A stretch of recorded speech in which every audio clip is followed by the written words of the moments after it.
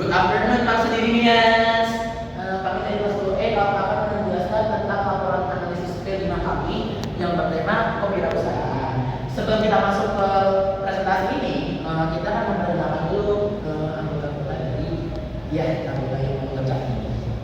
Jadi pertama ada saya, Pada Dorong Satrio, absen 4. Dan saya Sasa Cahaya Putra, absen 3.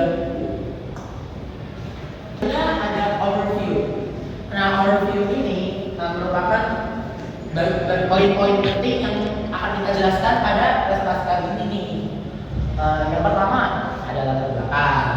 Yang kedua ada analisis usaha. Nah, yang ketiga itu merupakan inti dari presentasi ini, yaitu aspek produksi, keuangan, dan strategi usaha dan inovasi. Untuk di poin ketiga ini nanti kami akan menjelaskan lebih dalam lagi sesuai dengan apa yang sudah kita analisis selama ini. Kemudian ada kesimpulan dan yang terakhir ada. Oke, yang pertama kita akan masuk ke latar belakang. Pasti dalam penelitian ini kita juga mempunyai latar belakang supaya tujuan dalam penelitian itu jelas. Nah, pada masa ini terdapat banyak sekali usaha-usaha kecil yang belum berkembang dikarenakan kurangnya kemajuan daya pikir para wirausahawan. Jadi para wirausahawan saat ini itu belum memiliki perkembangan daya otak untuk berpikir lebih jauh mengenai perkembangan apa yang akan mereka lakukan pada usaha yang telah mereka bentuk ini. Nah, seiring perkembangan zaman, inovasi sangat dibutuhkan untuk kategori atau bidang apa saja, termasuk bidang kewirausahaan. Nah, maka dari itu saya dengan rekan saya akan melakukan sebuah analisis terhadap suatu usaha dan menciptakan inovasi atau penemuan-penemuan baru untuk membuat usaha yang telah kami analisis dapat berkembang dan dapat meningkatkan pendapatan wirausahawan tersebut.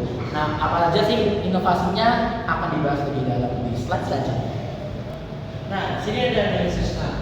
Ada 3. Peluang usaha, tantangan usaha, dan potensi dari usaha. Yang pertama, peluang usaha yang didapatkan oleh wirausaha. Yang kedua dalam usaha ini yaitu dia dapat lebih mengembangkan usahanya dengan menjual produk lain seperti minuman, dessert, dan lain sebagainya.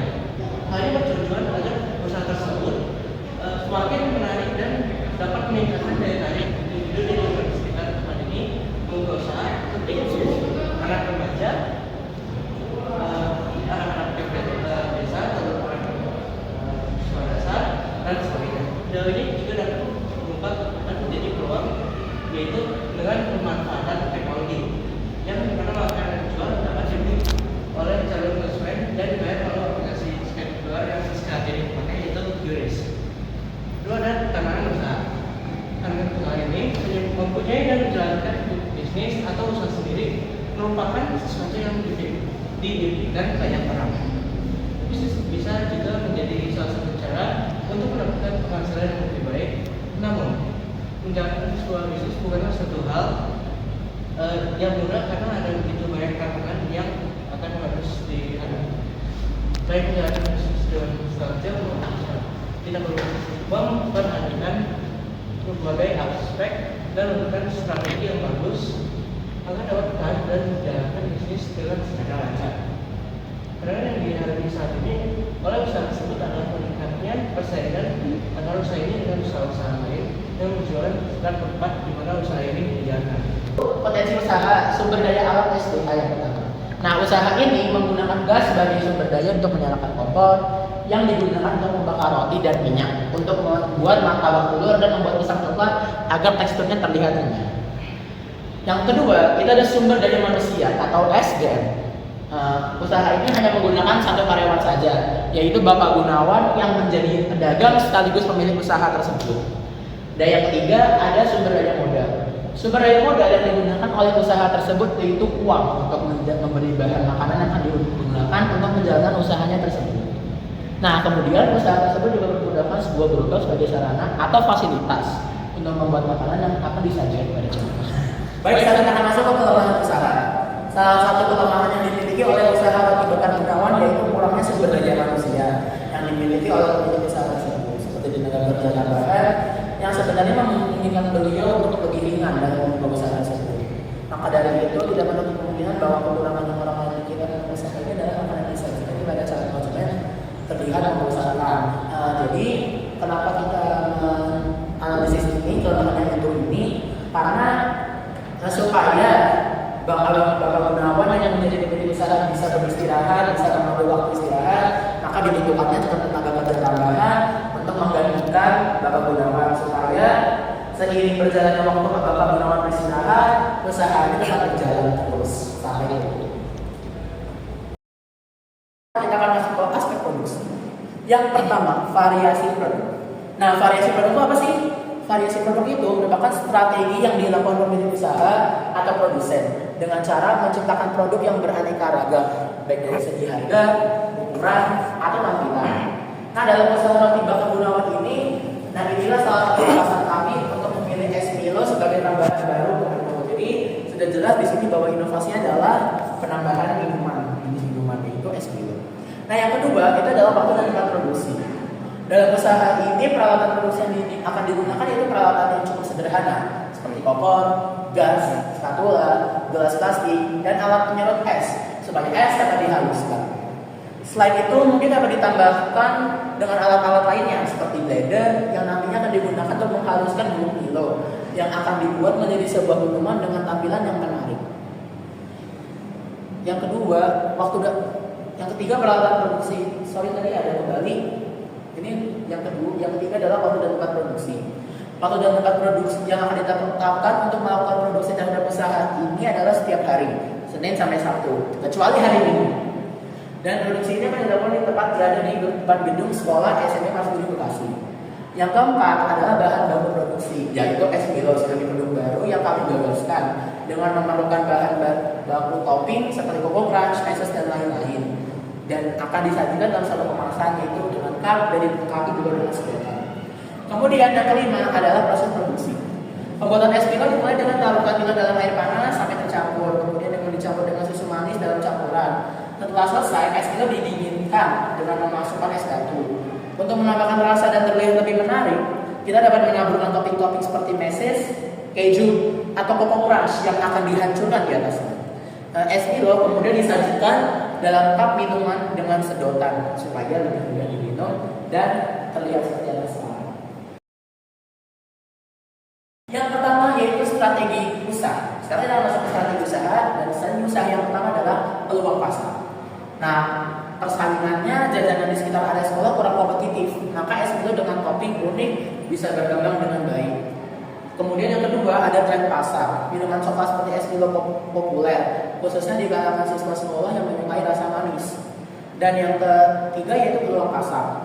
Belum banyak saingan yang menjual es Milo dengan topping customizable di area sekitar. Lokasi strategis di depan sekolah yang memberikan akses kepada target pasar utama, yaitu anak-anak sekolah dari sekolah dasar sampai sekolah menengah atas, serta harga yang terjangkau, yaitu sesuai dengan standar uang jajan anak sekolah dari mulai dari 5.000 hingga 20.000 rupiah.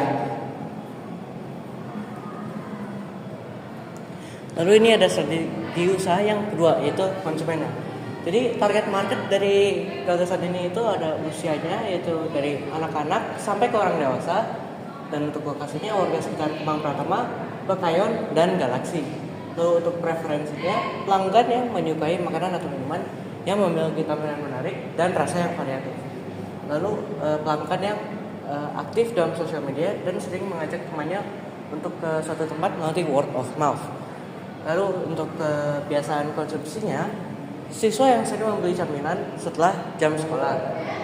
Lalu orang tua dan guru juga bisa menjadi pelanggan, terutama jika produk memiliki daya tarik dan kualitas yang baik. Nah, ini untuk yang terakhir, siswa yang sedang menunggu dijemput oleh orang tua atau kerabatnya. Jadi itu adalah semua kebiasaan konsumsi yang kami ingin targetkan sebagai potensi. Kemudian yang ketiga adalah strategi usaha. Yang ketiga yaitu strategi pemasaran. Yang pertama kita ada branding dan diferensiasi. Nah, mula-mula nama usaha ini adalah Roti Bakar Gunawan. Tetapi karena supaya lebih terbuka lagi, maka kita akan tambahkan dengan roti bakar, piscok, dan es Milo Bang Bun yang mudah diingat karena bagian bun. Karena Bang Gunawan ini merupakan seorang pedagang yang sudah terkenal di kalangan anak siswa, khususnya siswa-siswa sekolah Mas Budi.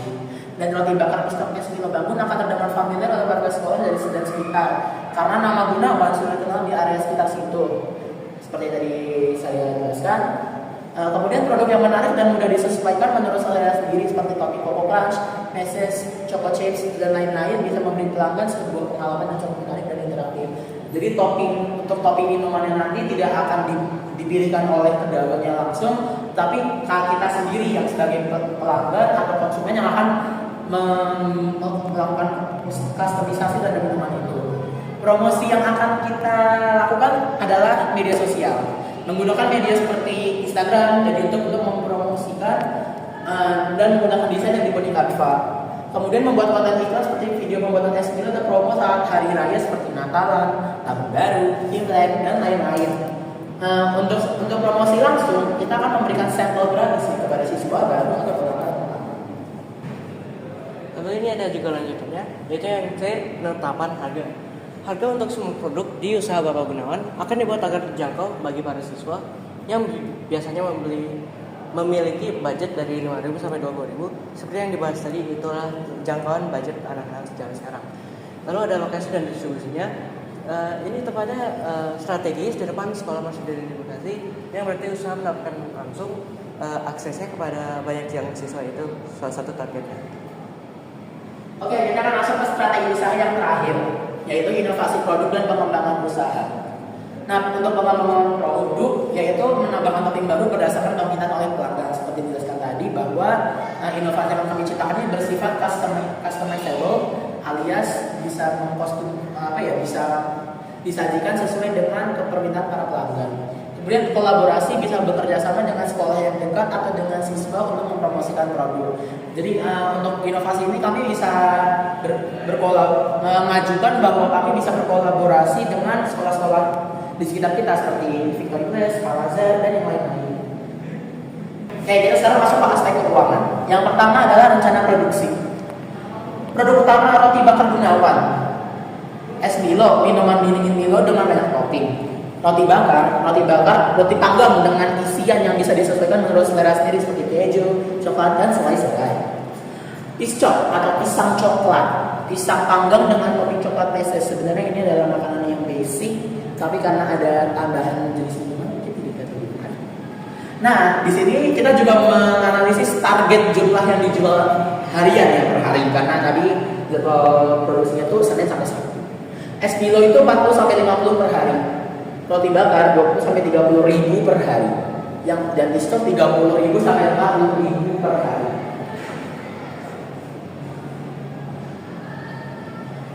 Jadi ini yang kedua dari aspek keuangan, ada rencana anggaran, modal awal, dan biaya operasional. Jadi untuk ini semuanya dijelaskan di tabel sini ya, biaya bahan baku dan operasionalnya. Jadi kalau dicermati di sini terlihat bahan baku ada bubuk Milo dan susu, roti tawar dan isian keju, coklat, dan selai-selai, pisang dan coklat, topping Coco Crunch, Meses, dan lain-lainnya, es batu dan air kemasan yaitu cup, sedotan, dan kertas rotinya, gas, dan sini ada total biaya semuanya. Tidak biaya per hari, biaya per bulan ya, dan sini kalau biaya per harinya dihitung, totalnya di 310 rupiah. Untuk biaya per bulan ya, jadi dipapahkan jadi 9 juta. Jadi untuk data-data ini yang diambil itu melalui biasanya itu berdasarkan rata-rata harga yang ditetapkan di BCR di grosir-grosir di tempat-tempat biasa jual beli. Jadi oke, selanjutnya ada perkiraan pemasukan. Di sini adalah perkiraan pemasukan harga jual per produk es krim itu 10.000, roti bakar 5.000, piscok itu 1.000 per satu piscok. Jadi terserah mau beli 10.000 atau berapa. Oke, di sini sudah ada data-datanya, jumlah terjual segini, sekian, dan nanti total pemasukan per hari ini akan ditotal lagi. Terus pendapatan per hari mungkin akan diperkirakan bisa 530.000. Nah, bagaimana cara menghitungnya? Yaitu dengan rumus ini supaya ketemu pemasukan per bulan. Jadi ini baru per hari, dan ini jika dikalikan dengan bulan 25 hari ini jumlahnya akan mencapai lebih dari jutaan, bisa lebih dari 10 juta. Sini ada perkiraan laba ruginya. Jadi sini dijelaskan total pemasukan dari estimasi bulanannya itu 13.250.000 rupiah ya. Kalau total biayanya estimasi bulanannya 9 juta. Keuntungan bersihnya itu 50%, itu 4 juta 250.000. Jadi sistem keuangannya itu 50% keuntungan harus sebagai laba bersih. 50% keuntungan dari sebagai laba bersih yaitu 2.125.000 dan 50% lainnya digunakan sebagai modal untuk usaha dan pengembangannya. Jadi untuk 100% keuntungannya yaitu 4.250.000 dan setengahnya adalah ini. Maka di sini ada kesimpulannya. Maka Roti Bakar Gunawan merupakan sebuah usaha kecil yang telah berdiri sejak tahun 2001 dan berjalan hingga saat ini. Usaha ini telah berjalan selama kurang lebih 24 tahun kalau dihitung, dengan produk makanan uniknya yaitu roti bakar dengan topping sesuai selera masing-masing pembeli. Usaha ini dibangun oleh seorang wirausahaan yang bernama Bapak Gunawan, yang dimana ia mengalami krisis ekonomi yang tidak baik-baik saja. Situasi inilah yang menjadi landasan atau pacuannya dalam membangun suatu usaha dengan tujuan yang jelas, yaitu untuk mendapatkan penghasilan, menafkahi keluarganya, serta memenuhi kebutuhan sehari-hari demi keberlangsungan hidup. Meskipun begitu, terdapat tantangan usaha yang dimiliki oleh beliau. Salah satunya adalah meningkatnya persaingan bisnis dengan usaha-usaha lainnya yang berjalan di sekitar tempat di mana usaha ini berjalan. Sehingga ia sedikit kesulitan dalam mendapatkan pelanggan karena banyaknya usaha yang menjual produk-produk dengan tampilan menarik dan yang juga tidak kalah kualitasnya. Maka dari itu, saya dan rekan saya akan melakukan sebuah inovasi dengan menambahkan produk jenis lainnya seperti minuman es Milo. Pada inovasi ini harga yang ditetapkan mengikuti standar uang saku anak sekolah, yaitu seperti yang dibilang tadi 5.000 sampai 20.000 rupiah. Itu saja dari saya dan rekan saya Putra. Mohon maaf jika ada salah kata, mohon maaf jika ada salah di presentasi. Itu saja, terima kasih memerhatikan kami. Goodbye, Ingredients.